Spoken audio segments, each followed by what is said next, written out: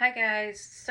I'm just gonna kind of do the reality of what the day in the life of a colorectal cancer patient goes through. And this is the reality of what I go through.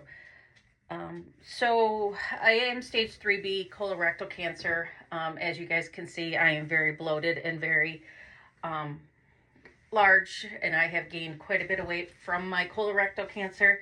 Mine has went the opposite of what other people have because of all the nerve damage and all the cutting that she had to do inside of me and all the nerves that she had to cut to get my mass out and where the location was. So I wake up usually between an 8 and a 9 a pain scale every day. I can get it down to about a 6 with medication, but I'm on medication regularly. This is the reality of what happens when you're going through chemotherapy in life. Anybody that knows me can see my hair is very short. It's very thin. When I brush it, it falls out quite a bit. Not to the point where I'm losing it all, but it's very thin, and it's got shorter and drier, and there's not a whole lot you can do about it because that's what the chemotherapy has done to you. I have not had chemotherapy in about 3 weeks, and I do not know if I will be going back on chemotherapy. It will depend on my scan at the end of this month, my Natera testing and my PET scan. If the cells are present and have reappeared in the spots we're watching in my throat and my lymph nodes or in my colon area, and then of course we will go back on chemotherapy, but we will probably change the regimen because now I have permanent neuropathy in my hands and feet to the point walking is very difficult. Doing a lot of things manually with my hands is very difficult. Even after stopping one of the main drugs in my chemotherapy, it did not subside. It is now permanent. So, but this is the reality of how my day starts. I wake up and the pain it starts instantly. And this is my regimen of my drugs that I take on a daily basis. These are taken either morning, afternoon, and night, or some are just morning and night. I have anti-nausea patches that I wear on a regular basis. I have ointment for when I have the sores and the ulcers that appear from the skin irritation from the chemotherapy. I have muscle relaxers for the nerve damage. I have nerve pills. I have anti-nausea meds. I have muscle relaxants. I have blood pressure medication that I have to take, which is now uncontrolled. So that's just my daily pills. And then also we have my ointment that I have to put on my port because my port gets very sensitive when it has to be accessed. Of course, when you have colorectal cancer, it can go either way, where you don't go and you're living off of this, or you go too much where you're living off of these. I also now, because of all the damage in the nerves that she had to cut in my lower extremities, I now have an ointment from an OBGYN that I have to now administer because of all the sensitivity and everything that she had to cut to get my tumor out. And when you do laparoscopically, they go in 2 different ways without getting detailed and grossing people out. They not only go in, but they come through to pull it out. But all the muscles and everything they had to cut down in the female area also is now all affected, and sensitivity and things. Also, I piggyback Tylenol and Motrin. I piggyback those back to back to try to keep the nerve pain down. That is what is now recommended because I can't take a lot of medications, and they can't give me a lot of medications because of my blood counts and my immunocompromised and causing bleeding risks. So there's a lot of things that they can't give me. So we're trying everything that we can. Sorry, I'm just cleaning up. Anybody that knows me knows that I'm forever. Everything has a place and has to go back where it belongs. So that's my daily life. Just when I first get up of how's my day gonna be. once I get my pain down to about a 6 where it's manageable and I can function for the day. It depends if I can get it to a 6. If it doesn't get to a 6 and it stays more at an 8 or a 9, I don't do much of anything except I sit with my heating pad. We find that the heating pad is about the only thing that does subside some of the pain and kind of relaxes it.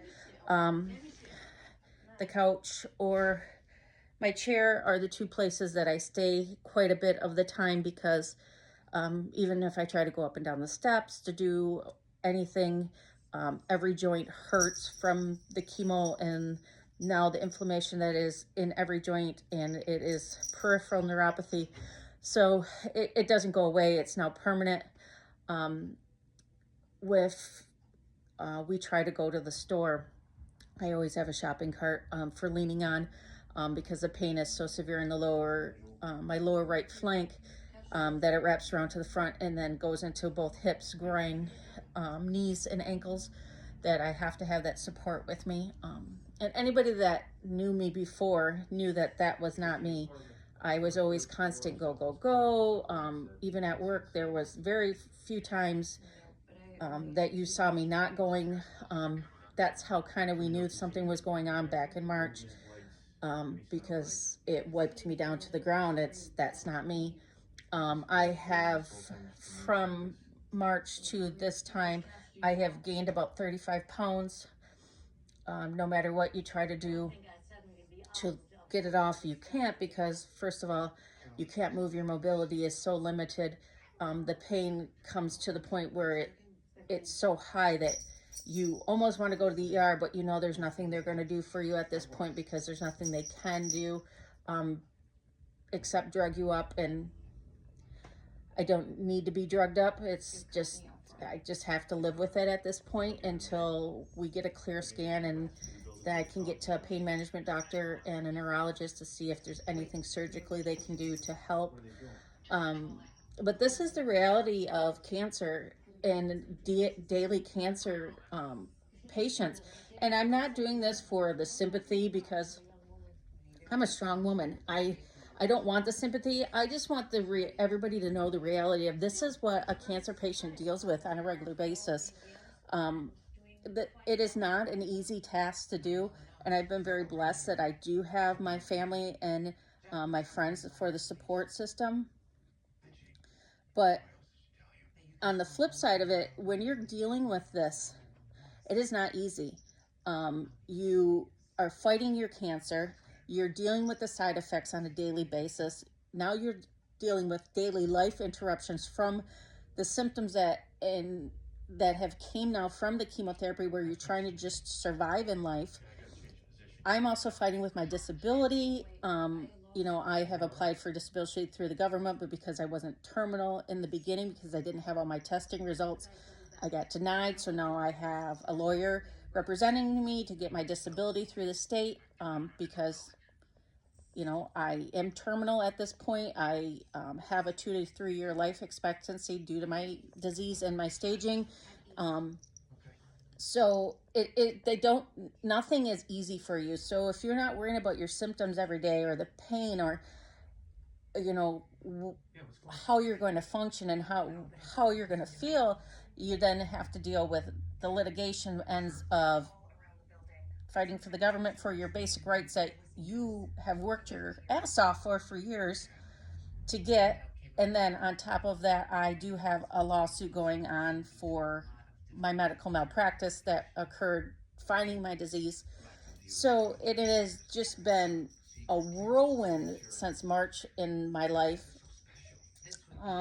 Yesterday was my birthday. I'm 49. I've got another birthday under my belt, and I'm extremely grateful for that. Unfortunately, my POSX decided to email me and start an issue with me on my birthday yesterday. We just let that slide off because it is what it is, and we're just going to leave that at that. I will be going to court against him again, unfortunately, and we will deal with that. That is why I have very good lawyers, and we'll let that play out. But I just wanted you guys to see what a daily life looks like for a cancer patient. Everybody has been asking me, and I have kept a lot of things to myself and haven't done a lot of public notices and things like that because of my ex and what we have dealt with for years with him, and the psychotic episodes that he has. So we've been kind of quiet about it, but I want everybody to know what we deal with on a daily basis. I'm tired of being quiet. This is my life. This is how this is, and um, I'm done hiding. I'm a strong woman. I don't need to hide, and I'm not going to hide anymore. So I just want to thank you guys for listening. I appreciate it, and everybody have a blessed day.